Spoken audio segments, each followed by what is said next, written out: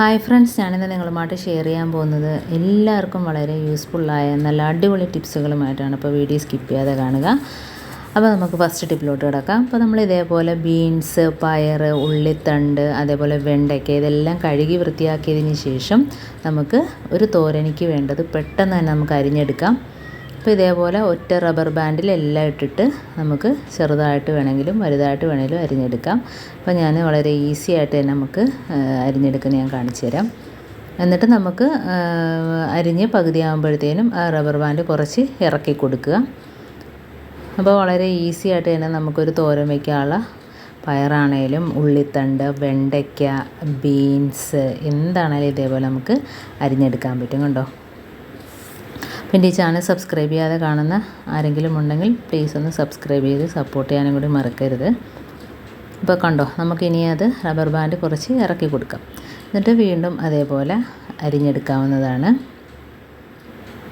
അപ്പോൾ നമുക്ക് രാവിലെയൊക്കെ ഇതേപോലെ പെട്ടെന്ന് ചെയ്തെടുക്കാൻ പറ്റുന്ന നല്ല അടിപൊളി ടിപ്പാണിത്. എല്ലാവരും ഒന്ന് ചെയ്ത് നോക്കുക. ഇനി നമുക്ക് അടുത്ത ടിപ്പിലോട്ട് കിടക്കാം. അപ്പോൾ ഇതേപോലെ നമ്മൾ വാസലിൻ കുറച്ച് ഒന്ന് തൊട്ടാൽ മാത്രം മതി. നമ്മുടെ കാൽക്കുലേറ്റർ, റിമോട്ട്, അതേപോലെ കീബോർഡൊക്കെ ഉണ്ടെങ്കിൽ പൊടിയേറിയിരിക്കുന്ന ഭാഗത്തെല്ലാം നമുക്ക് നനച്ച് തുടയ്ക്കാൻ പറ്റില്ലല്ലോ. അപ്പോൾ ഇതേപോലെ കോട്ടൺ തുണി വെച്ചോ അതല്ല എങ്കിൽ ടിഷ്യൂ പേപ്പർ വെച്ചോ ഒന്ന് ഇതേപോലെ ഒന്ന് തുടച്ചു കൊടുക്കുക. അപ്പോൾ നല്ലൊരു തിളക്കമായിരിക്കും, നല്ല പുതിയതുപോലെ ഇരിക്കും. അതിൻ്റെ ഇടയിലൊക്കെ നമുക്ക് ഒന്നും നനച്ചു കൊടുക്കാൻ പറ്റാത്തതുകൊണ്ട് ഇതേപോലെ വാസലിൻ വെച്ചും തുടച്ചു കൊടുത്താൽ നല്ല രീതിയിൽ ക്ലീനായിട്ട് കിട്ടും. അപ്പോൾ റിമോട്ടാണേലും അതേപോലെ തന്നെ എന്തും നമുക്ക് ഇതേപോലെ ചെയ്തെടുക്കാം. അതുപോലെ തന്നെ നമ്മുടെ തേപ്പ് പൊട്ടിയാണേലും അതേപോലെ തന്നെ എമർജൻസി എല്ലാം ഇതേപോലെ ക്ലീനാക്കി എടുക്കാം. ഇതിപ്പോൾ ഞാൻ എമർജൻസി തുടച്ചെടുക്കുന്നതാണ് കാണിക്കുന്നത്. അപ്പോൾ അത് ഒന്ന് ഇതേപോലെ ഒന്ന് എല്ലായിടത്തും ഒന്ന് സ്പ്രെഡ് ചെയ്ത് കൊടുത്തതിന് ശേഷം നമുക്ക് ക്ലീൻ ചെയ്തെടുക്കാവുന്നതാണ്.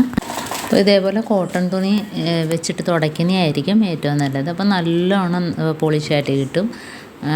വാസലിനും കോട്ടൺ തുണിയും കൂടെ ആകുമ്പോഴത്തേനും നല്ല രീതിയിൽ അതിൻ്റെ പൊടിയെല്ലാം പോയി കിട്ടും.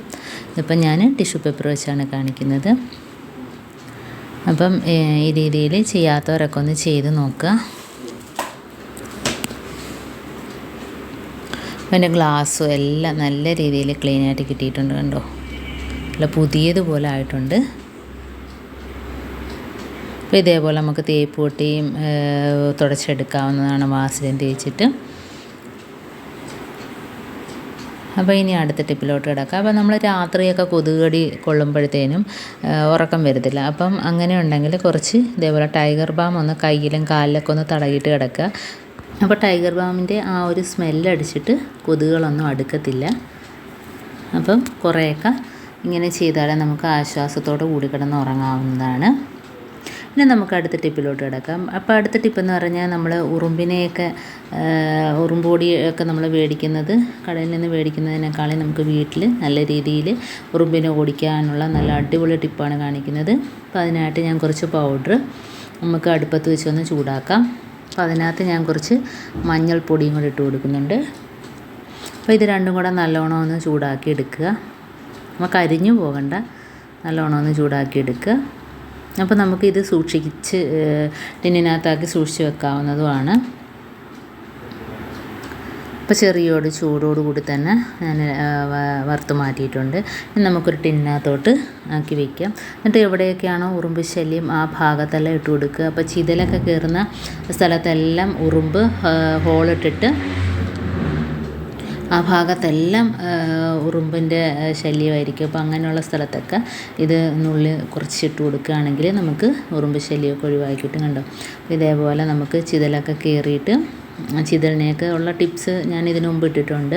അപ്പോൾ അതൊക്കെ ചെയ്ത് ചിതലൊക്കെ കുറഞ്ഞിട്ടുണ്ട്. അപ്പോൾ ആ ഭാഗത്തെല്ലാം ഹോളുള്ള സ്ഥലത്തെല്ലാം നമുക്ക് ഇതേപോലെ ഉറുമ്പ് കയറും. അപ്പോൾ ആ ഉറുമ്പ് കയറിയ സ്ഥലത്തൊക്കെ നമുക്ക് ഈ ഒരു പൗഡറിൻ്റെ മിക്സ് ഒന്ന് ഇട്ട് കൊടുത്താൽ മതി.